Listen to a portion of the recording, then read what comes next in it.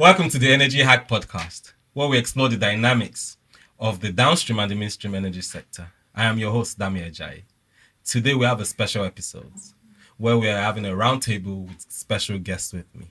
And we'll be diving into is the downstream or midstream sector gender skewed. Today I have with me special guests. They will introduce themselves. I'll start with the lady in the room. Madam Joy, I call her. Hi, Dami. Hi, everyone. So my name is Joy Shaiyen. A lot of my friends call me JS. JS. And I'm happy to be here to lend my voice to the conversation.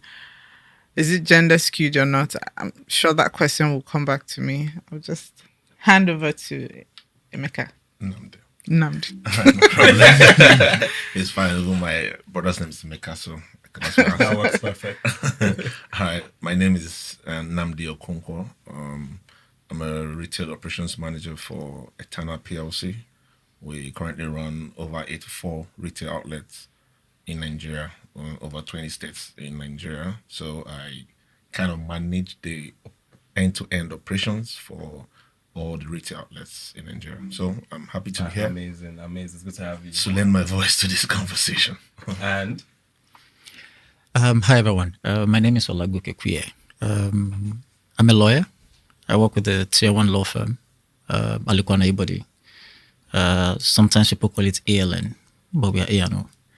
I advise within the oil and gas sector across the value chain. And is the gender, parity skewed? We have one female here today. That's true.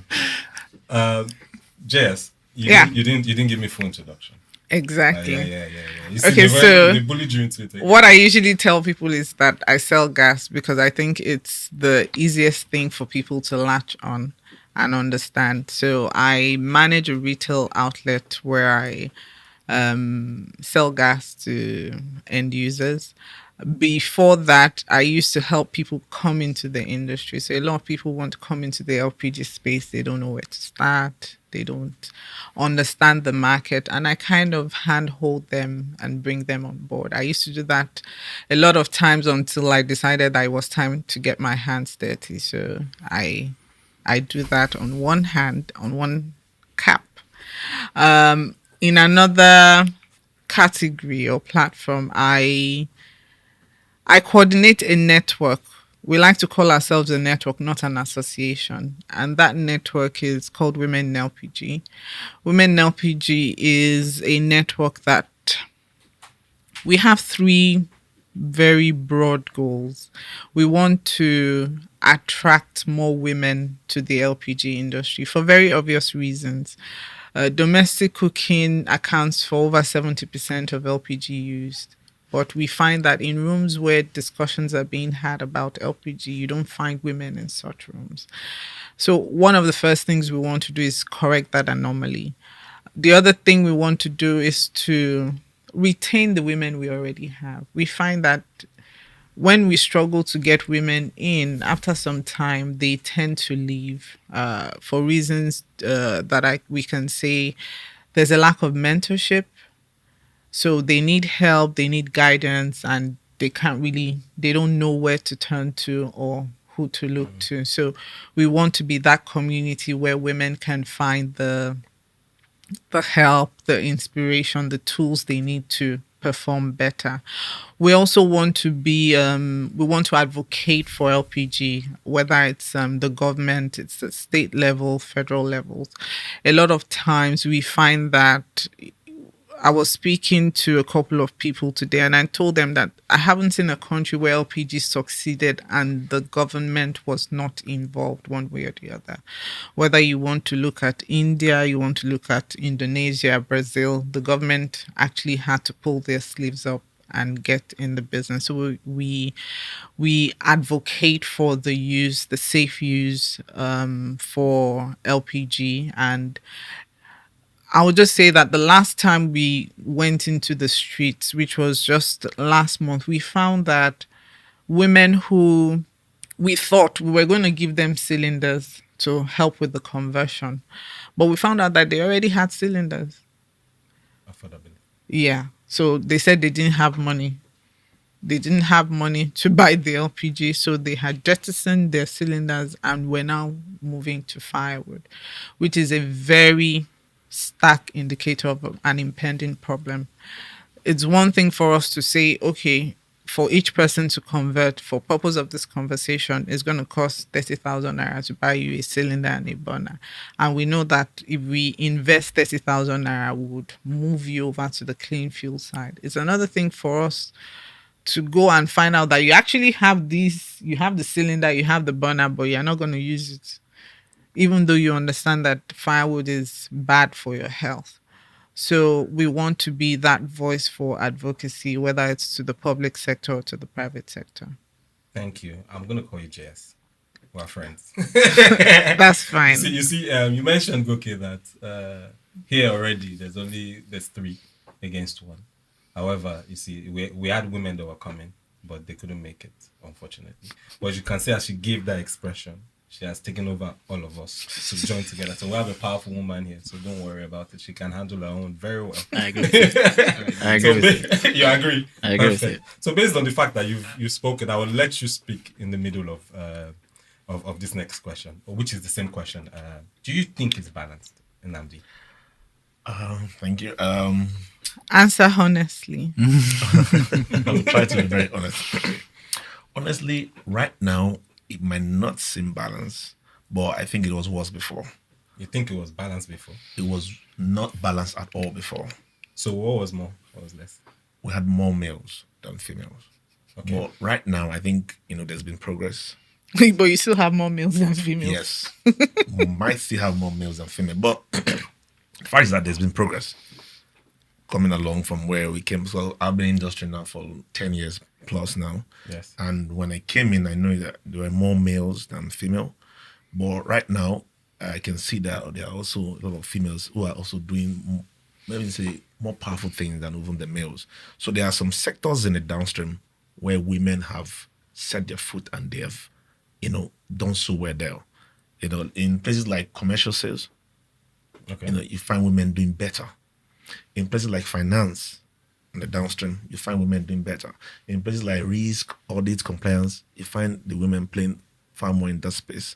So, and if I'm going to speak from the retail station angle, I was coming to that. yeah, in the retail station angle, starting from the lead staff, which are the pump attendants, we will have more females who are pump As attendants. attendants? Yes. Really?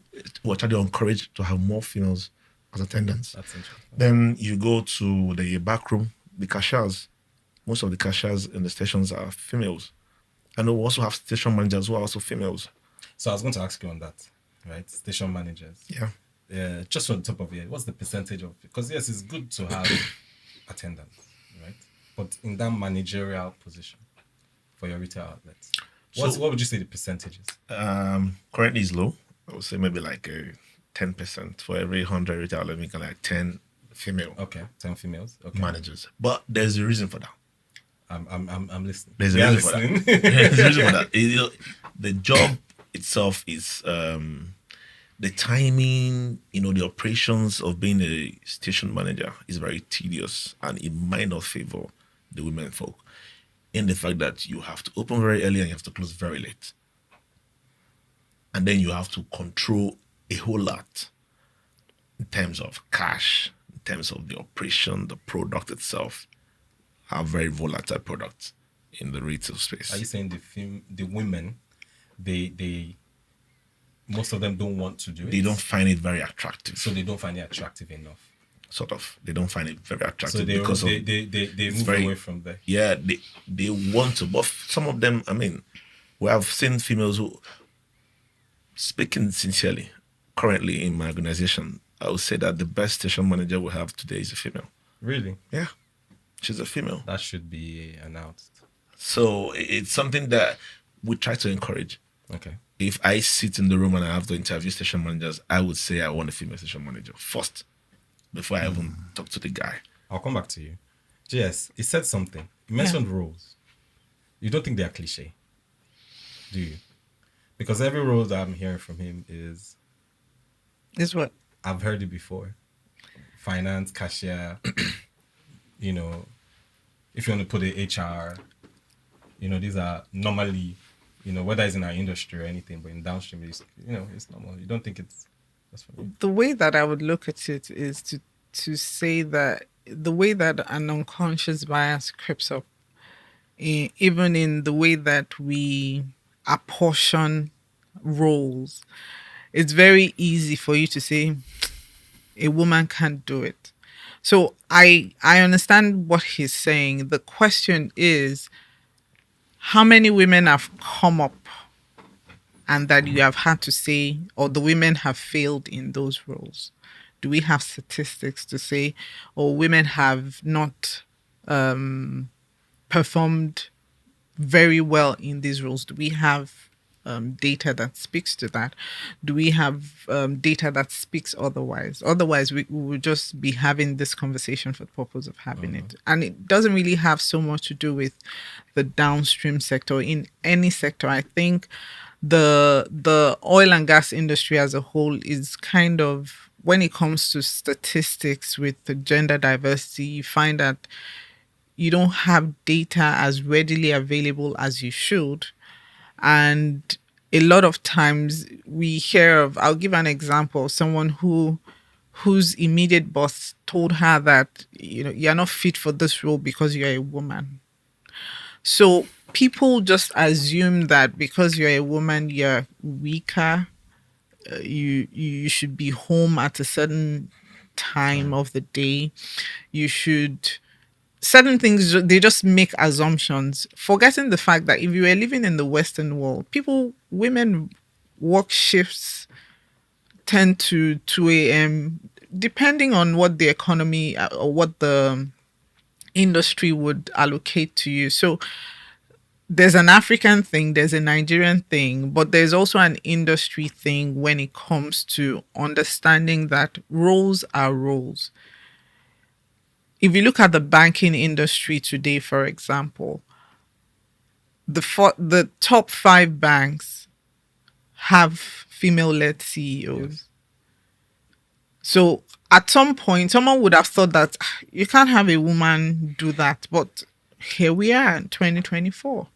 We have women not just in those roles, but thriving and showing examples of what if women can manage our monies, I don't know what else they can manage, really. So the question I would ask you is, the cash that you're talking about, if you have women managing billions of naira, billions of portfolios, I don't think managing a station should be an issue. Should be a problem. Yeah. Well, true. Like I said, we don't have any problem with women managing the stations. There are stations where when there's a vacancy, the station manager is out, and then the next option is the cashier. Yes. Do you want to do the role? But the question is, does she want to do the role? So if she says yes, why not? You can do it. For me, like you said, if you can manage the cash, why can't you manage You see, the station? question is, if you ask me, do you want to do the role? And you say, look, X has gone. You would need to assume that role. I will give you XYZ to ensure that you thrive in that role. I believe you would need XYZ. It's a different conversation from saying, can you do it? So you feel that the conversations in the industry is, can you do it? It's not more of, let's help you do it. I wouldn't say that. You need more I help think or that something? if you want someone to thrive in anything, not just in the industry, there is a way that you approach them. Even when they self-doubt themselves to say, I can't do this, you can't do it. It's just this, that, and the other. Okay, let's talk about this. You're already doing this. You're already doing that. You're already doing this. What are you afraid of? So it's almost like you're asking the person so that they can say no, and you can tick a box that I offered it to her and you move on. I think what GS is trying to say is maybe the industry needs more encouragement, especially for women. Provide a better environment. Sometimes maybe it would also include tinkering with policies, work-life balance, things that will help a woman to easily thrive in that role. Really and truly, I mean, nature has apportioned to us, different, attributes. And by virtue of being a woman, apart from your professional life, you also require, some attention to your personal life. So if you're going to thrive in any role, given, the industry, your employer may also be required to look for ways to encourage you. Do you need to close at a particular time? Can you continue working from wherever you are? In order to be able to manage your personal life as well as your professional life. Sure. I think I think that's valid, but I've also heard from people, from women, say you don't have to treat me different. That if I bring the same value, right, it should be the same thing. I think so. A bit of what he's saying, I hear you, but don't you think that once you bring it up that way, in the work environment in our sector, don't you think people, how our sector can be, people can now start saying, is a woman, that's why. And you don't want that conversation, would you? so. I think it's the approach. And I usually say these things when I was talking about work-life balance. I think it was last week. And at that, in that speech, I said, look, you need to give parental leave. I didn't say maternity leave. I said parental leave because it's important for the woman to take time off, just as it is important for the father to support his wife. And I said that in the context of that it should be done as a matter of policy. It should be the culture and not a reward. Women who respond with those kind of that say those things like "don't treat me differently" is because it's done as a favor out of pity. But if it's already in the culture or the policy of that company, then there will be no room for her to say that, because you are treating Jennifer the way you'll be treating Jessica. There is no difference. And it won't look like you are doing it because it's a woman. It's already in the policy. I didn't make the policy. The policy is there for everybody to go and read.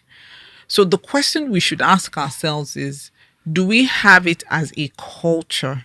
And when we have it as a culture, do we just have it on paper as a nice to have? Or are we actually leaving what we have in the culture, in the policy statement or whatever it is?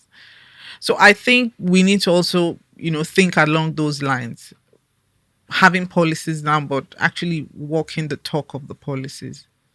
Okay. I'm going to ask you, in your own experience, and you've worked various industries, and plus oil and gas, is there a difference in this gender in ours to even in the law sector? Is there in the downstream and the oil and gas, is it different from others?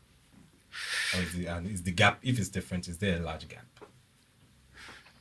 Gender parity for the oil and gas sector compared to other sectors, right? Yes, and from your experience, it could be your law sector. Is it from lowest? anything. Is it? Is the lowest. You think so? Where in the downstream? The oil and gas as Oil a and whole. gas. Gender parity. The Yeah, only I agree with other that. industry that is worse is mining. And that falls under the, your general energy and natural resources. Yeah. Yeah, I agree. The ratio is low, but I also agree with what Nnamdi said. We've come a long way. There's been progress. Okay, you have data Well, to support the progress here. there's never been a female board chair at the NNPC. We had that on the Buhari for the first time. There's never been The current board chairman and NPC is a female. still a female. So we're talking about 1%. Senator. No.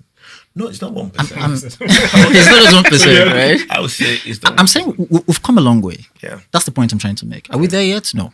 Okay. Are we on the way? Yes. SNEPCO did the same thing recently, as recently as 2021, had a first female managing director in Nigeria. And other, IOCs, are beginning to, up their game. Rwanda, for instance, was part of the people that signed up to the World Economic Forum call to action, right? Have they walked the talk? Yes. Do you have more females at senior managerial level? Yes. Do you have more female engineers? Maybe not as much as the male. Yes. Are they beginning to educate and empower other people who are interested in the sector? The answer is yes.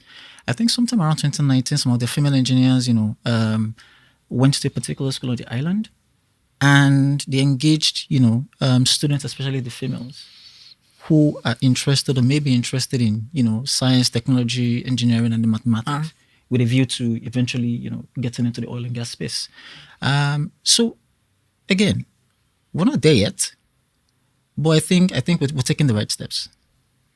But then compared to your specific question, compared to other industry, I'll say it's low for the oil and gas. I'd say so. You believe it's just outright no? Well, I mean, he's answered his own question. Yeah. And what I would just like to add to that is the banking industry didn't get there by chance. There was a policy, I think in 2012, banking sustainability principle, something like that, that mandated banks and financial institutions to have 40% female representation. Because you see the way that your career trajectory works, you have your entry level, you have the mid management, and you have the senior management, which it is at that point you can now get to board nomination and all of that. What I find is by the time people get to mid management, especially women, a lot of things are happening, and the companies, it's like a blind spot for them, because it's probably at the age maybe between 35 to 45. I will call it the MMP, married motherhood parenting. There's a metamorphosis that is happening in the life of a woman that even sometimes their spouses are not really aware of. So a woman can get pregnant and have a child, but something has happened to her as a person, which is why some people get postpartum depression.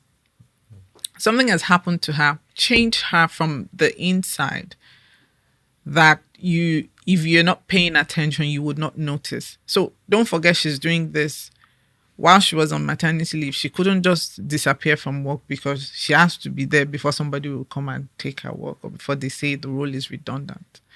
So she's metamorphosing, nurturing a child, having one hand still at work. And then for some other people, there's the pressures that come from the society. By this age, you should have been married now. You and your husband, what are you people waiting for?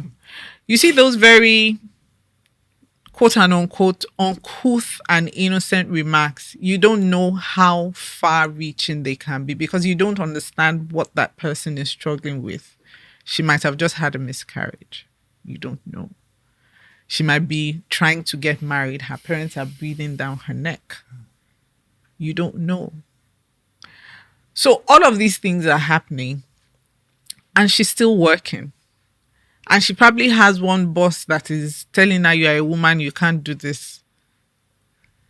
If you're not paying attention at that mid-management level, you would lose a lot of the women who are supposed to be in your pipeline upwards. And that's the place where I think companies need to pay attention the most.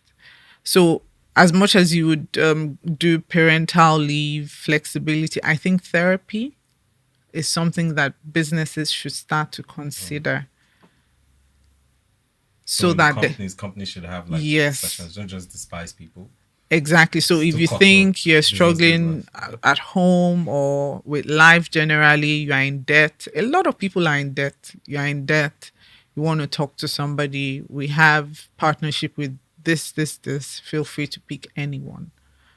So I think therapy should also be something that companies need to, as a matter of urgency, introduce to help the work-life balance in businesses. I was going to pick out something, but I'm going to let Nnamdi answer that first. I'm sure you will have something to chime in. So in your stations, right? You have trucks. I'm sure you do. Of course, yes, we do. Right? You laugh because I know you know a lot about logistics as well. So in your stations now, and your trucks come, what's the percentage of drivers that are female or women? Well, a motor boy. They even say motor boy. Motor boy. They didn't even use. Okay, I would say that sector of the downstream is, is male dominated. I've never seen a female. largely. A woman. There is a I've never- female I've never seen truck it. driver in Total. I've never. There's a lady. Really? I think, is that Dekunle? What's her name? Yeah, she drives a tanker truck. Have you seen any? Deliver No, us I to haven't. Total. Not in my experience. So we're in this space, so we could tell you what's happening. Not in Nigeria, but also in Ghana. In Ghana, there's a company, Star Oil, I think. Star Oil Ghana. They have female truck drivers, over 10 of them. Specifically, they have a training program for female truck drivers. So, and that's why I come back to you to say that the industry actually has made a lot of effort to encourage women to be in this space. And I can categorically tell you that it's better than where it was before. It might not be where you want it to be, but there's been progress and very significant progress. There are companies today, downstream companies, notable downstream companies owned by women. Yes. Could start from Bovas to Northwest to Nepal, Britannia. These are Female business. females but you see my run thing is- CEOs who have done. These are top level. I'm even No, talking about yeah, grassroots now. no. I don't- When you say top level, they started from somewhere. They didn't just wake up to become top level. Yes, but if you They actually check, grew it started the business. from They grew the business, so it means that there are opportunities there. There are opportunities, equal opportunities. I wouldn't say that there. So there are equal opportunities. Is Yes. for you to be willing to go to that space, own it, and then grow it. And that's why I tell you that in the retail space, we encourage females to become station managers. And when you become a station manager, of course, we must encourage you for you to do the job well, because we know, there are issues. So if I have a female station manager, of course I have to have a male supervisor who's going to work with the female manager, because I understand that she has to maybe close earlier and go home because of this. You can't just, these things, our environment, the culture, the people is different from, outside Nigeria. So you have to consider security. It's a big issue.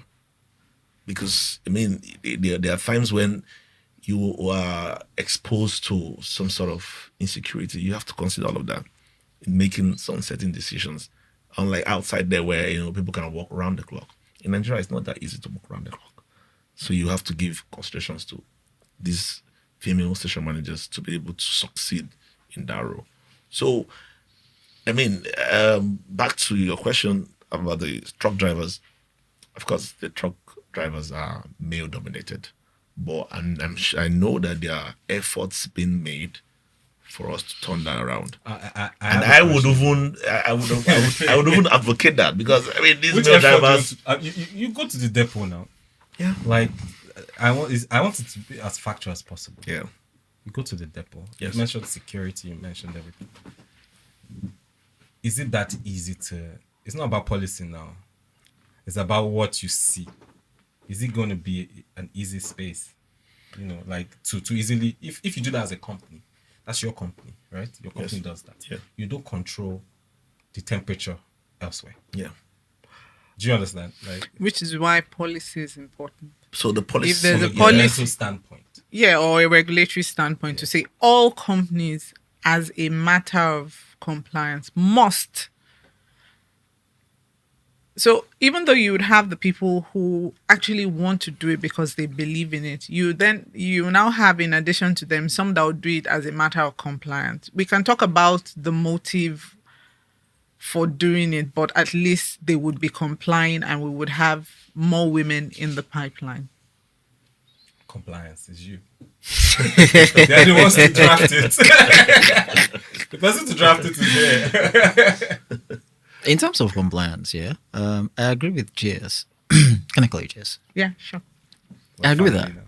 Yeah, I agree with that completely. The government has a role to play. Again, can the government just, issue a policy or regulation saying X percentage must be female, X percentage must be male? Maybe right now we're not there yet. Maybe. And I would say that because I think we also need to touch on issues around how many of these female, persons are equipped, are able, or are competent to handle or to fill these roles. If you're talking about the downstream, I mean, station managers and whatnot, we can do something about, the gender parity, right, to increase it. But if you're talking about maybe say those roles that require some form of technical skill, and then maybe those in the upstream sector, I think we should address issues around education first.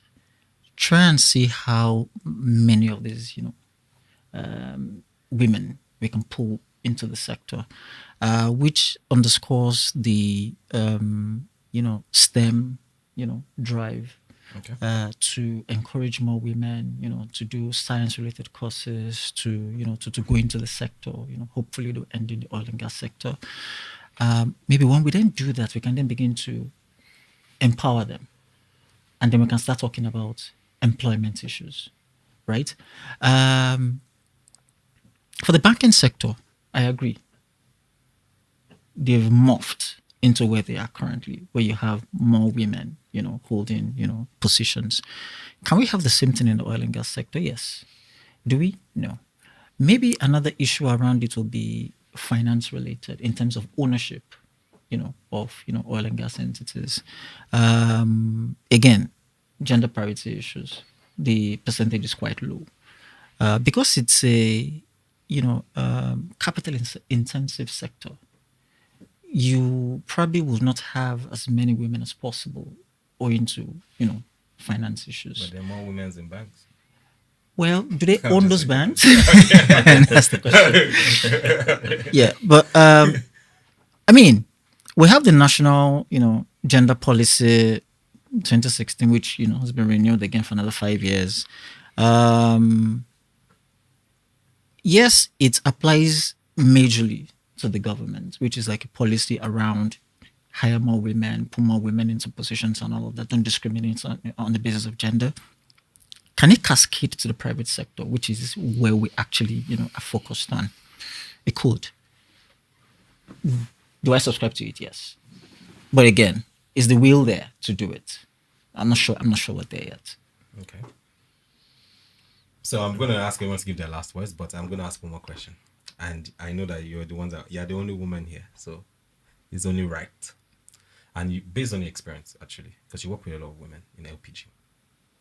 From what I've heard here, there's a part for policy and people wanting to do more. But I need to talk about that's more of, I'll put it as more of the supply end ish. But from the demand end, would you say women are willing to themselves? Because those things exist. Whether it's for a woman or a man. Are women themselves putting themselves out there? From your experience, more. It's good enough for people to create this for everyone, but are they the ones wanting it? Are they putting that effort more? You would know better. No, I won't know better, and I'll say that that's a very biased question. How? Yeah, because I was gonna ask Goke that when you say, "Oh, are there women?"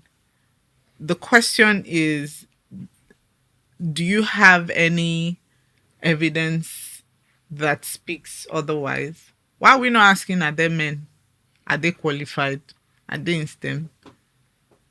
Why don't we just assume that you have people there, but the industry just doesn't encourage them, or the industry just doesn't absorb them because there's already the bias that you go to HR, go to front desk, you go to the truck yard, simply because you're a man or a woman, regardless of your qualification. And I think that's where the conversation starts. So willingness, I don't think I'm going to have a conversation about a willingness. Mm-hmm. I would like to just say that when you give equal opportunities, the possibilities are boundless. If you say this is going to be available, and sometimes even the tone of your vacancy already tells you whether more men or more women will apply. So if you make it as neutral as possible, Men will apply, female will apply. Take the best hands. So the question of willingness doesn't really come to play when there is already a bias as to how that whole recruitment process or absorption, I don't know what word it is, to bring them on board. Okay. But at least we know that 49% of women, of the people in Nigeria, are women. Are you saying that out of over 120 million women, where you're still looking for qualified people? It's not possible. Do you have anything to say about that? In terms of that? Well, so of the 49% that are women, I think the question is how many of them are actually in the science and engineering space? I mean, you have women, that are also in other sectors of the economy. You have finance, you have entertainment, you have fashion. So maybe if we took a percentage of the women that are actually in engineering or science, we can then begin to have conversations around, look, we have more than enough that we can, on the basis of which we can then begin to have conversations around, let's bring them in, which takes me back to the STEM, conversation. The whole idea about the STEM is to encourage more women to look towards science and engineering and mathematics. I think, again, the question is, of the women available, how many of them are actually within that sector? I don't think there are a lot. And I think, which is why I made the point earlier that maybe one of the things we should be looking at is education and, creating enough awareness for more women to look at, science and engineering. And then maybe we can then, have more pool of women that we can then begin to have conversations about bringing them, on board. Because, again, if you have the women, but the question of skill and competence, and forgive me, I know it's a very touchy subject, the question of skill will then come into play, depending on where or what roles are available. So for certain roles at the downstream, level, yeah, maybe you can bring a whole lot more in. But when you're looking at not just guys at that level, you're looking at more people in the engineering, in the upstream, people that are actually looking at the technical issues. I don't think we have enough women for us to then begin to have that conversation about bringing them in. If we have conversations more around education, pull as many more women as we can into, this, science and engineering, maybe we can then begin to expand the pool of women that will be, viable for, yeah. I'll come to you. I'll give you the laugh. You want to go at it? Yeah, because what I'm going to say is you're recommending a solution to a problem that you don't know the complexities in. If you're saying, oh, let's do STEM, it means you're saying, oh, you don't have enough people in the pipeline coming in or people interested. You don't have the numbers.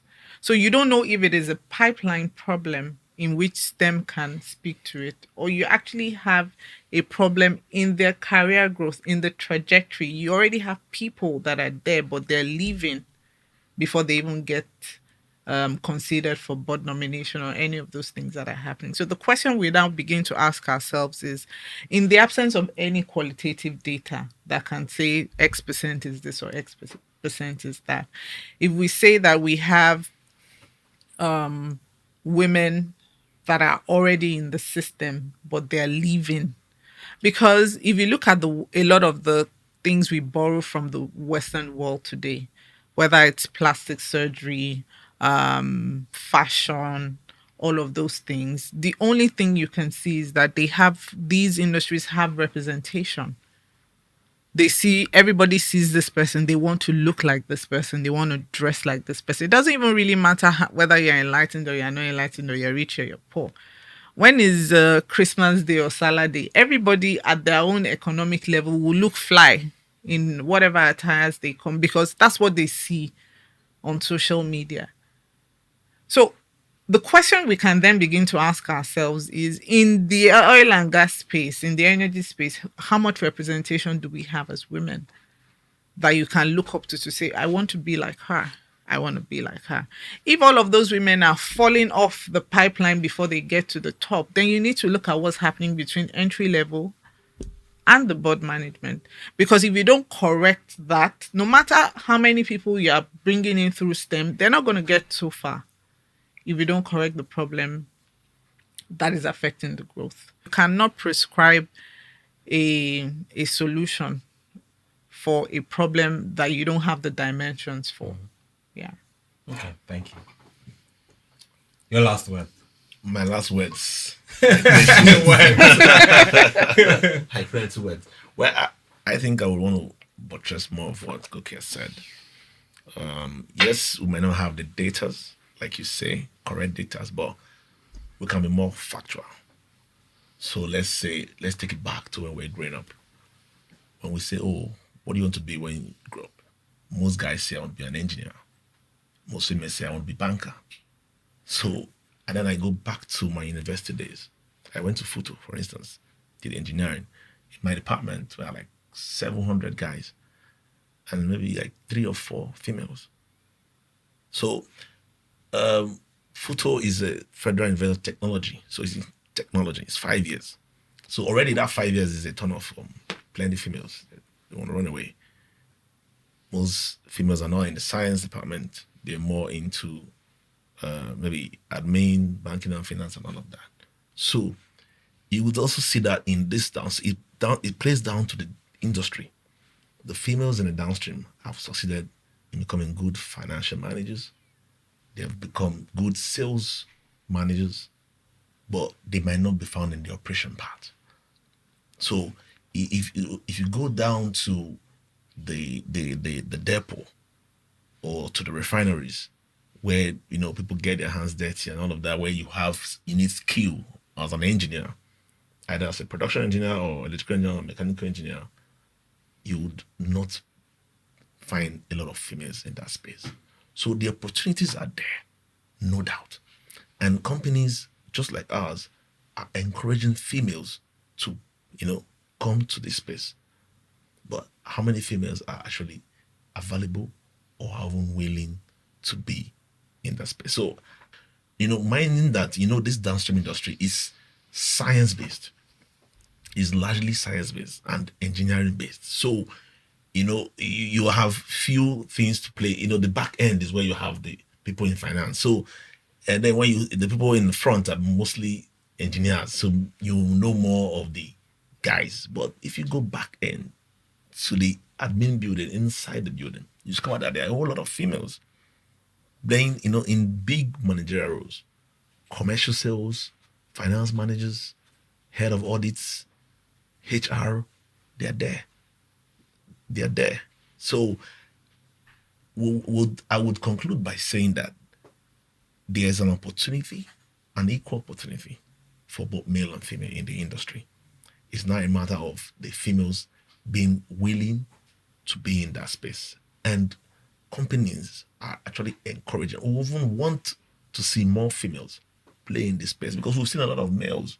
So it will be interesting to see what the females can actually do to turn this term around, because we've been seeing a lot of guys, a lot of males, and we want to see what the females can bring in. Just like you mentioned today in Nigeria, we're just celebrating the first female CEO in Zenith Bank, and everybody was talking about it. So it was like very amazing news. So and then I'm sure we want to see such things happen in our industry. In our own industry. But I'm telling you that it's already there. So there are powerful brands today that are being led by women. So what is happening in the bank today has already happened in our own downstream industry long before now. Big brands that are growing on a daily basis are being run by women, just like your own brand too. So when you're talking about your own LPG space, you are driving it very far beyond even the shores of Nigeria. I heard you speaking when I came here, talking about you're supposed to be in Kenya. So there's females are doing big things. So the opportunities are out there. Yes. Just check it. Okay, I know you have in your mind, but we'll keep it. Thank you I hear everything everyone had to say. I understand where you're coming from, Jess, in terms of, yes, you believe the opportunities are there. Yeah. But we can't speak for the other gender. seeing in people's perspective is very key. And she mentioned a very good point that I never thought of actually, was what happens in between. We might think, and people might think, that in between it's all rosy. You're in now, prove yourself, but if you don't make it a level playing ground, and it's true, because I've seen some adverts which are written by a lot of women too, of what they want in people, and you will notice that from the tone and everything, you know who they're looking for. Do you understand? And like I've seen some places where a woman will come in, but I don't want to give it to a woman. Buy a woman too, right? So it's a general education, and in our industry, I think there should be a lot more acceptance and making it a bit more easy for everyone, because there's some roles that are pretty tough for even both male and female. For a human being itself. And I can assure you that it's been done. I agree with you, but there's a lot more that needs to be done. Yeah, I agree. There's a lot more that needs to be done, but there's been progress. There's been significant progress. Yeah, breathing in and out. Yes, I know you want to talk about data. No. We don't have the data.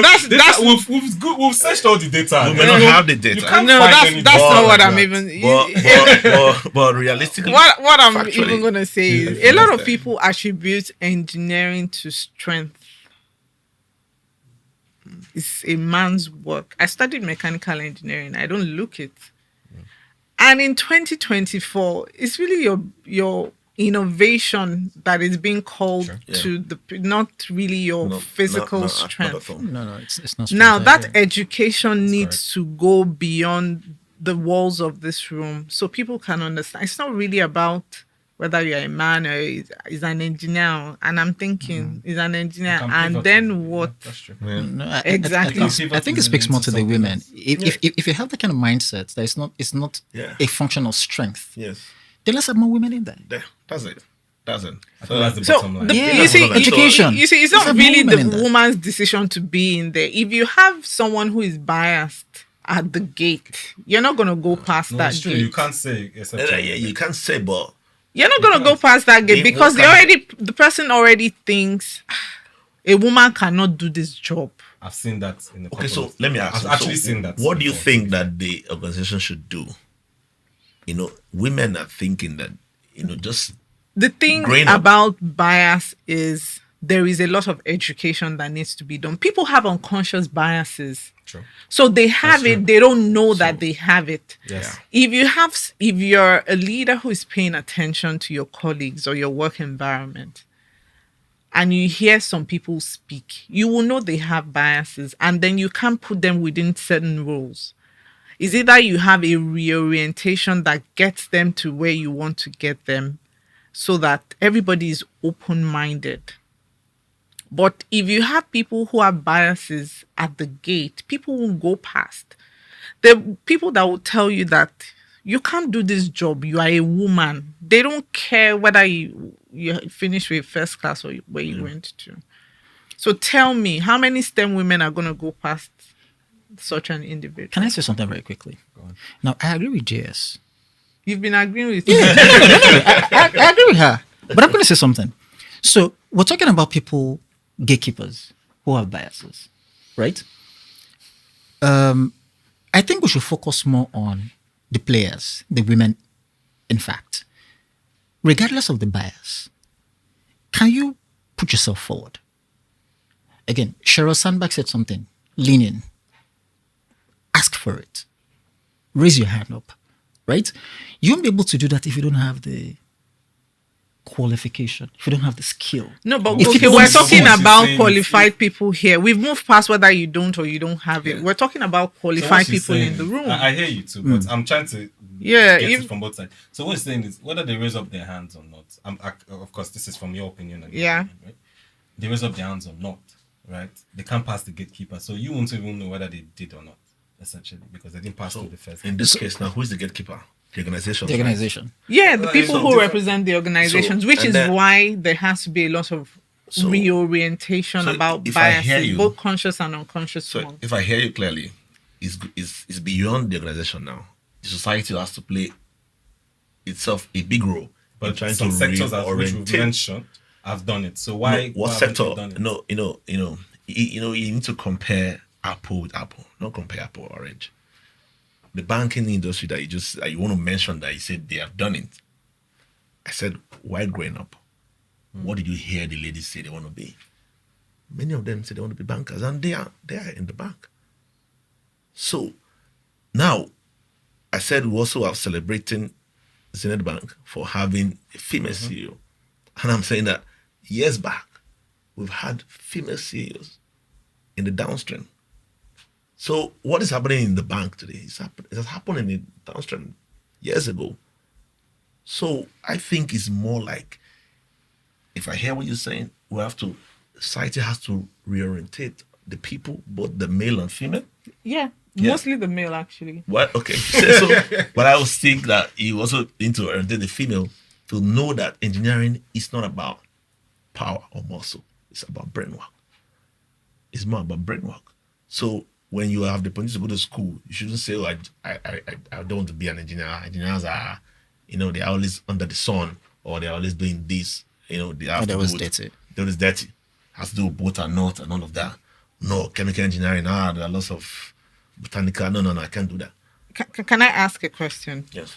Have you, whether personally or secondhand, heard parents tell their maybe female kids, that's a boys, you can't take blue, Yeah. take pink, I've heard that Yes. somehow. Yes. or don't take aeroplane. You're a girl now. heard What are that. you doing with the aeroplane? Go and get a doll. That's Yes. true. So you see those The conditioning things, is those conditioning start from an early age. You can't reach this high. You can't do this much. You are a woman.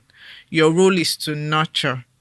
So you see the conditioning starts from the home, the primary caregiver with us as parents. Yeah. Which is why I say beyond the The organization, orientation society. starts, Yeah. and it's everybody. It's So on that, everyone. that exonerates us in the downstream.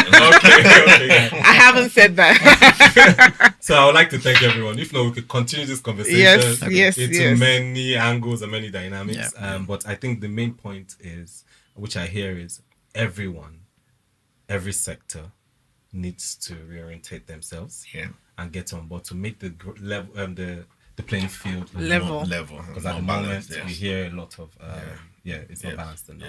Yes. So I'd like to thank you guys again. Thank every single one of you. Thank you for being the only strong The only strong woman in the woman. room.